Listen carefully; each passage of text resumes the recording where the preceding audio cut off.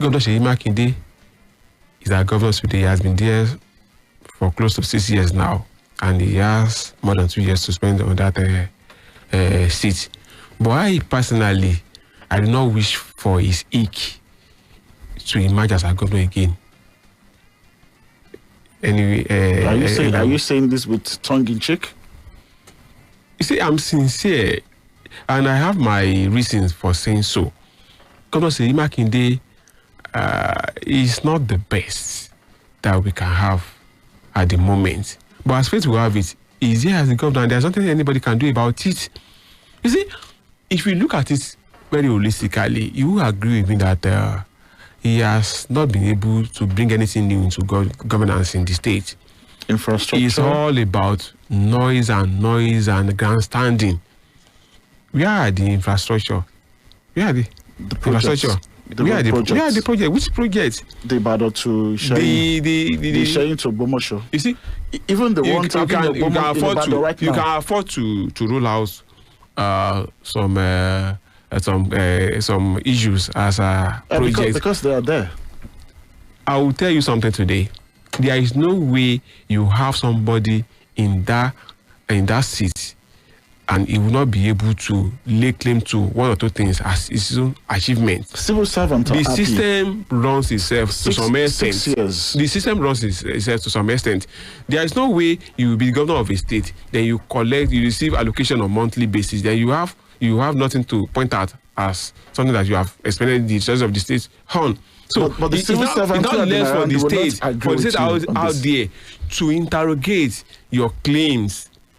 You see, we have had governors before Governor Seyi Makinde. We know for sure what they did while they were there as governors.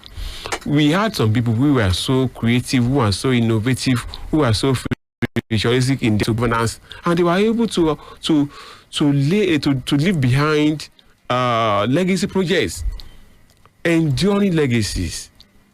So what can we say of Governor Seyi Makinde today? So you think taking full ownership of LAUTECH is not a legacy worth celebrating? What has become of LAUTECH today? In the last 6 years, you go to LAUTECH campus today.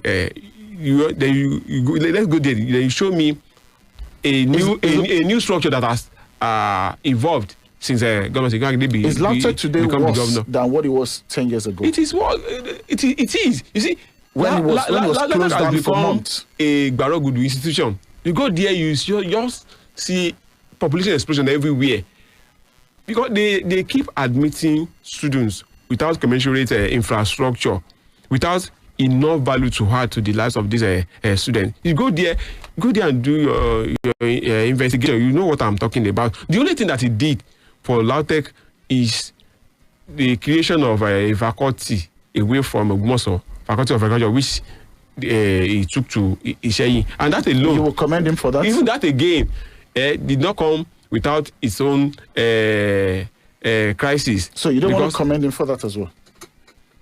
Well, he doesn't have my commendation on it. Okay, what about the civil servants who have been singing his praises for we are still on LAUTECH. Let's take it one after the other.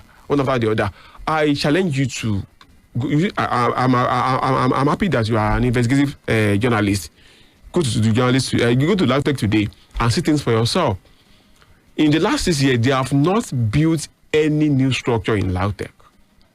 You go there, interrogate the system, come up with your facts after your inference. You know what we are talking about. They keep telling us that LAUTECH is among the best in the country. But when you go there and you see things for yourself, you see that all these are fallacy away from the facts. So, LAUTECH to me, sole ownership of LAUTECH is not enough for you to say that he has achieved a lot for the institution. You know what is happening in other climes. So that's not the best way to run an institution. And again, many people will argue that we had APC also for 8 years.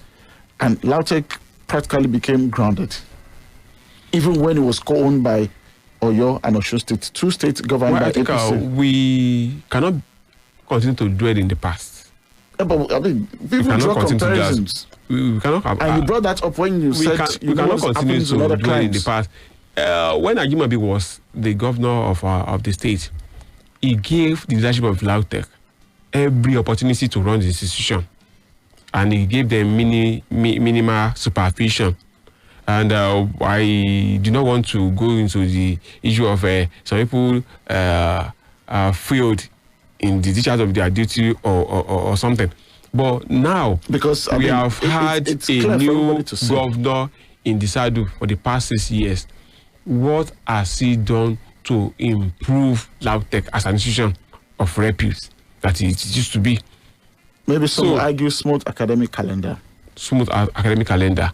You see, when you talk about it, in Nigeria today, I think some of the problems that we have, we ought not to have those problems if our ivory towers have been up and doing. You have countless number of universities, then you still feel the pang of lack of power.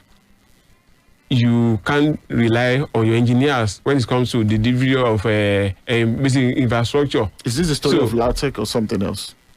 I mean, all the habitats of the universities now, sir. Okay, we are due another in the developed society institution that run the system. We are in 2027, God willing, keeping everybody alive. Amen. Probably be talking about the election. I think you still allow me to say one or two things concerning the last question you has. Okay. The one that related to the performance of Governor Seyi Makinde in the state. You see, I told you that there is no way you have somebody. A fellow alumnus of Bishop Phillips Academy. Because you seem not to be taking that. He's my senior anyway, but that should not be clouds my sense of wrestling, because after him we'll see have your state, and what matters most to us is the progress of the state. Governor Seyi Makinde has come to do his best, but I'm telling you, my brother, his best is not enough for the state. I am surprised that you haven't found his best one is thing. not. He has designated virtually every institution in the state. You talk about the tertiary institution, you talk about the judiciary, then labor unionism, the legislature, and what have you into today. So this is the view of APC. Perhaps one of the underperforming House of Assembly in the whole of the country. So how can you tell me that a house or a team of state legislators that are saddled with responsibility of adding value to governance in the state are not the one running after an individual, but for expressing his views on a particular matter on here? So that